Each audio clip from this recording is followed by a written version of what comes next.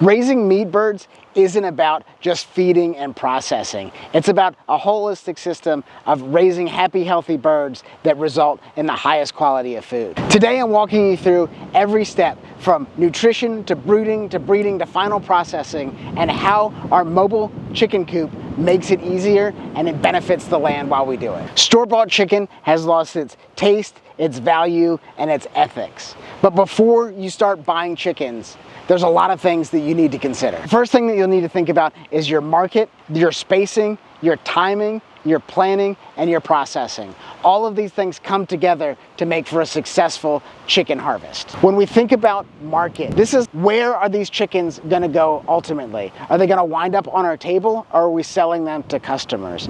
If we're selling them to customers, there's one more thing that we have to manage, and that's how many do they want, and where are we getting those customers from, and can we get the orders paid for before the birds are even ordered? If they're going to our family, it's a lot easier to figure out how many that we're gonna personally eat over the course of a year, or over the course of until you harvest the next time. But if we're depending on a market that's customers outside the homestead, we need to develop that market well before we start buying birds. The second thing we need to consider is spacing. Are we keeping our chickens in a stationary coop that doesn't move, or are we gonna allow them to free range over multiples of acres, and how many birds are we having? That is determined into the spacing consideration. It's important because we don't want to overgraze the landscape and turn the otherwise green pasture into a deeply rutted, muddy cesspool or whatever.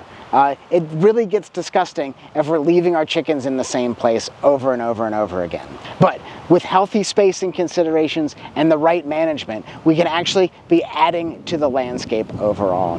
And that spacing also needs to take in our coop design, like I mentioned earlier. If we're gonna free range, we need less coop for them to go in. We just need protection from the weather and predators. We don't need to consider the pasture space that they're gonna roam in when we develop our coop. Now, if we have a large stationary coop, we need to have some free range space. These are all considerations in the spacing requirement. Before you get started, you need to have that stuff squared away and figured out. Before we get started, we also have to think about equipment. Now, this just isn't the processing equipment, from kill cones to scalder to plucker to ice baths, or if we're just doing one at a time, we'll need a big pot. This isn't just that, it's also consideration for waterers, supplemental feeders, if we're gonna do some mineral availabilities, depending if we're nutrient deficient in some of the soil that we have. We need to think about the equipment that's gonna make those things easier. How are we gonna get water to the chickens every day? Is that gonna be a 5-gallon waterer that we fill up and then take? Is it just gonna be a bucket full of water that they can get to we have right now because it's wintertime? Is that a more advanced chicken drinker system where they can come up and peck at an activator and then allow water to be dispensed as they need it? We need to be thinking about that equipment as well. And that all comes in to coop design and makes for how much money do we want to spend, how efficient do we want our system. This is the pre-planning for equipment that will make our harvest easier and successful for our meat birds. Feed is really critical to a successful meat bird operation. In the early days, we want to make sure that our chickens are eating feed that's much smaller. They can't handle the large pelletized or the larger crumbles that we feed our mature birds as supplemental feed. They need a chick starting feed. It's a little higher in protein, but there are some things that you need to consider when you're buying that feed. Namely, do you want medicated or unmedicated feed? That depends on the cleanliness of your system, but more so, have they been vaccinated when they left the hatchery? Oftentimes in a free range example, what we do, they don't really need the medication that's required from the large industrial chicken farming houses, but it's included in the feed a lot of times. A lot of times it's a little bit more expensive too. So we need to think about how are we designing our system. That's what it comes down to. So first they'll be in the incubator if you're hatching them, then they'll move to a brooder. A brooder is about 100 degrees, and that allows the chickens to have a healthy, warm environment where they can put feathers on. Feathers are how chickens regulate their temperature, and we don't want to put them outside until they have a nice warm feather coat on. But once at about about 4 or 5 weeks, they'll get fully feathered out and they're ready to transition to outdoors. Shortly after that, we may switch to a different type of feed for the nutrition. It's a little bit larger, it's cheaper, but it really gives the supplemental feed if your landscape is lacking. A really great benefit from the mobile chicken coop design is that it allows chickens to free range, look around for bugs, and really cuts down on that feed cost because they have access to green material, they have access to bugs, whatever it is that they want to scratch up and eat. It mimics a more natural diet that's higher in protein than what they might be getting from corn or soybeans or some factory farmed model. Another thing that we can do is feed our chickens scraps from the house. They'll eat pretty much anything. So if you're worried about composting meat in your compost pile, chickens, they will take care and clean a carcass for you of the things that you don't typically want to eat. That silver skin fat, maybe the meat has gotten old. Chickens are the original disposal for the homestead. So we can give them supplemental nutrition and feed back into the system, giving us, meat or eggs, whichever application you're choosing at the time. We're talking specifically meat birds, but we can cut down significantly on the feed cost by moving our chickens through a pasture and then feeding them table scraps. The only thing that they don't do well with is citrus. So if you're thinking about meat birds and wanting to raise them to get the most benefit for the homestead, we have to think about nutrition, and a mobile coop really cuts down on those feed costs that we might be bringing in from another farm.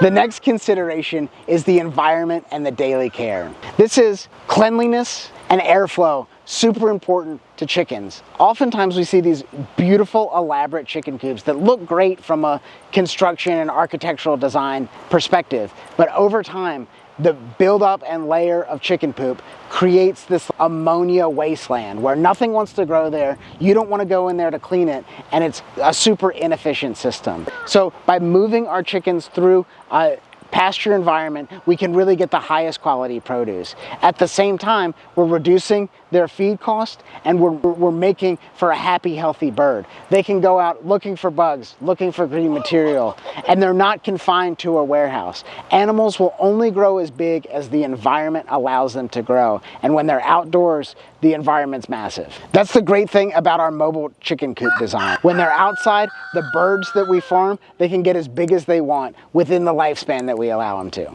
The final consideration is processing prep and harvesting. Now this starts several days beforehand. We want to get out of all of our equipment, give it a nice thorough cleaning, and then prepare it so on the day we don't have to do a giant massive clean and pressure washing of the equipment, getting off the dust, getting off everything that has accumulated while it's been in storage.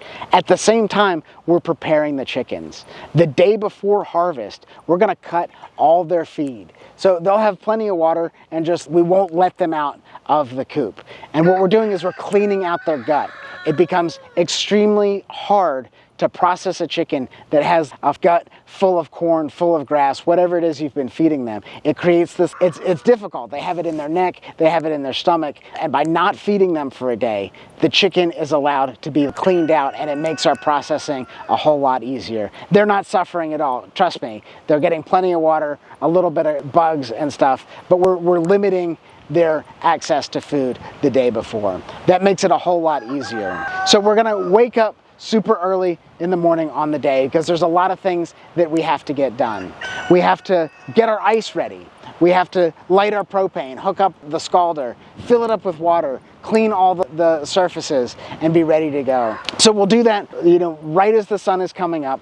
We're bringing our water temperature up to 147 degrees. Now this, if you're just gonna kill one chicken and skin it, you don't have to pluck it. But we really enjoy having the skin on the chicken. Our customers really enjoy it. That's the premium product that we want to develop, has that skin. In order to make that, we need to pluck it. So we put them in the kill cone first. And the kill cone is the ultimate way to kind of reduce suffering for the animal in their final moments. When animals die, it's a scary time for them. And if you make it that more traumatic, they're gonna pull adrenaline into their muscle, and it's gonna make the meat not taste as good.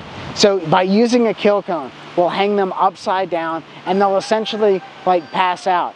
It's like a rear naked choke in jiu-jitsu. If you've ever seen fight footage, people just kind of knock out and they wake up, what happened, right? It's the same thing for the chicken. They're unconscious because all the blood has flown to their head and they pass out. So when it's time to kill them, you hear people talk about all the time, you know, a chicken running around with its head cut off. We're eliminating that in this process. And the way we do that is by taking a very sharp knife and making a small cut behind the ear. It's the equivalent of you getting your jugular cut, but you've already been knocked out. You know, there's no pain for you, you just bleed out. So we have a rotating kill cone that makes it easy for us. I think we can hold 8 birds in that, you know, and by the time they make their way around, they've passed out, and then by the time they make their way around again, they have bled out and they're ready for processing. From the kill cones, they then go to the scalder. This is that 147-degree water that allows the skin and the feathers to separate easily.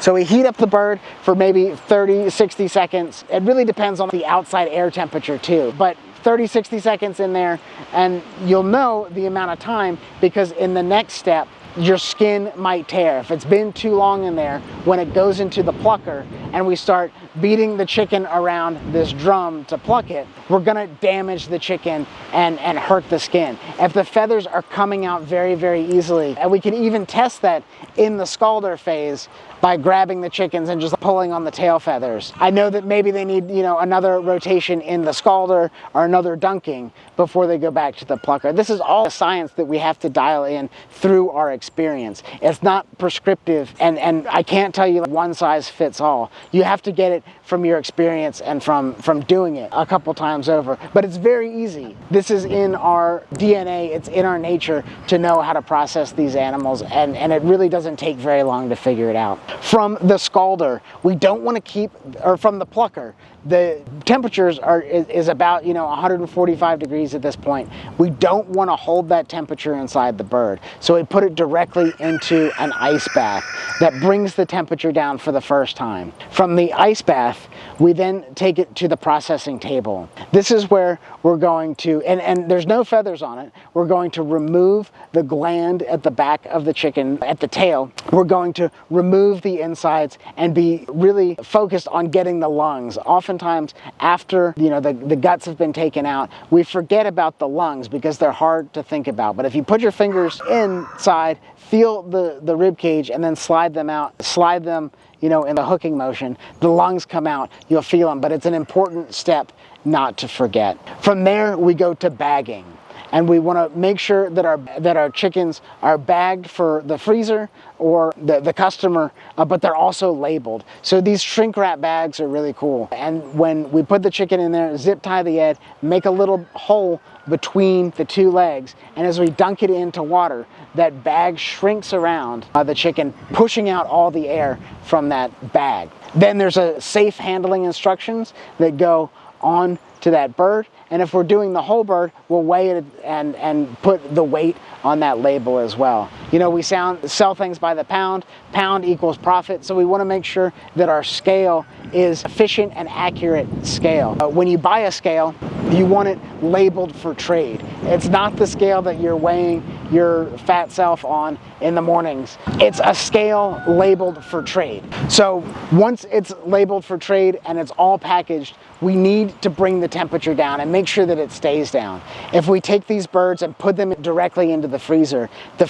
isn't equipped to take all of that temperature out of the bird. So we put them into another large ice bath. And this is where they will stay until our processing day is complete. And then we can enjoy it, right? That's a whole nother video, is how do we prepare chickens, what recipes do we, but that is the general process from brooding to nutrition to final processing, moving them through the landscape in a pasture environment to make sure we have the highest quality birds and we're not spending a lot of money on supplemental feed and time cleaning a coop. We really love our mobile coop design. It's on bike wheels, it moves through the pasture very, very easily. And we're putting out some resources so that you can build your own more efficiently. It'll save you time, it'll save you money, and it'll ultimately make the highest quality bird that you can.